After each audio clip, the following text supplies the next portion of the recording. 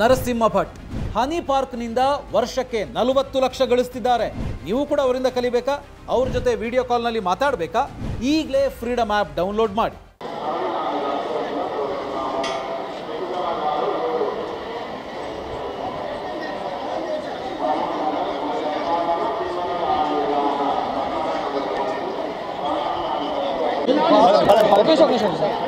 ఆయన ముందుకు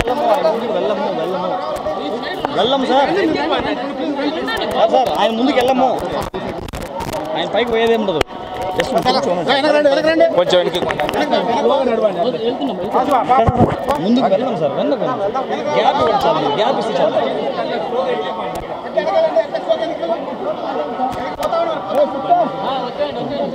ముందుకైతే బాగుంది సార్.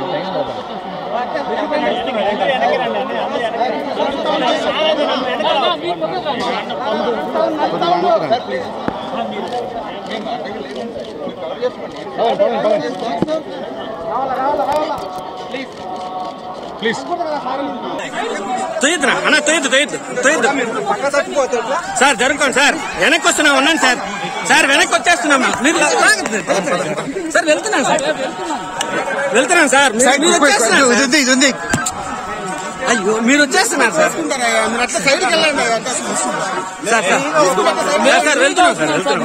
మీరు షేక్ చేద్దాం సార్ ప్లీజ్.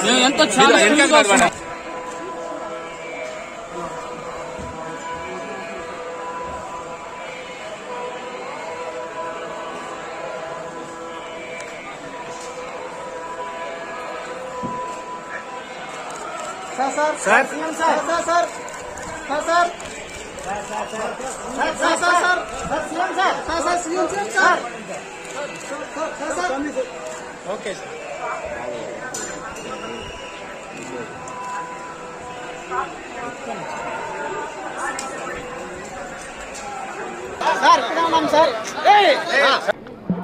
స్వామివారి భక్తులందరికీ శుభాకాంక్షలు.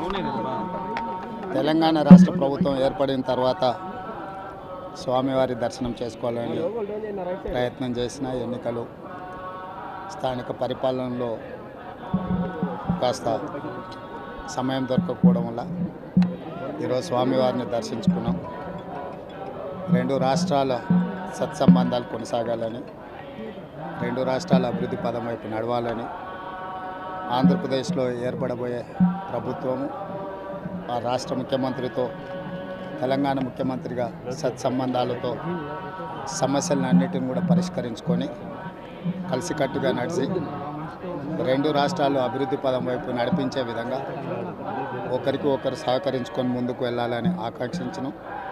అదేవిధంగా తెలంగాణ రాష్ట్ర ప్రభుత్వం తరఫున కొండ మీద ఒక సత్రం నిర్మాణము, కళ్యాణ మండపం నిర్మించి తెలంగాణ నుంచి వచ్చే భక్తులకే కాకుండా దేశం నలుమూలల నుంచి స్వామివారిని సందర్శించుకునే భక్తులందరికీ కూడా సౌకర్యాలు కల్పించడంలో తెలంగాణ రాష్ట్ర ప్రభుత్వం కూడా భాగస్వామ్యం తీసుకోవాలనుకుంటుంది.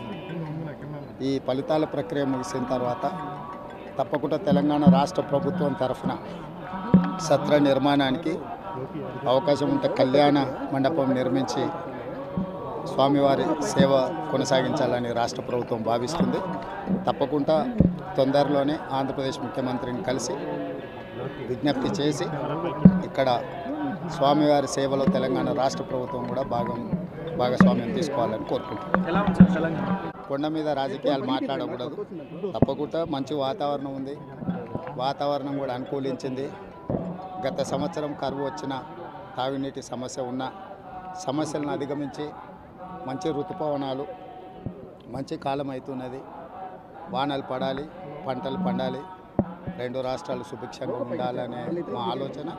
ప్రకృతి కూడా సహకరిస్తుంది. తప్పకుండా పాలకుల మనసులో ఎలాంటి స్వామివారు ఒక ఆలోచన కలిగించి తప్పకుండా ఆ ప్రాంత రైతులకు సహాయం చేసే విధంగా వానలు పడి పంటలు పండుతాయి. మా ప్రభుత్వ కార్యాచరణ కూడా ప్రధానంగా రైతాంగాన్ని ఆదుకొని దేశం యొక్క సంపదను పెంచాలనేది మా ఆలోచన. ఆ విధంగా ముందుకు సాగాలని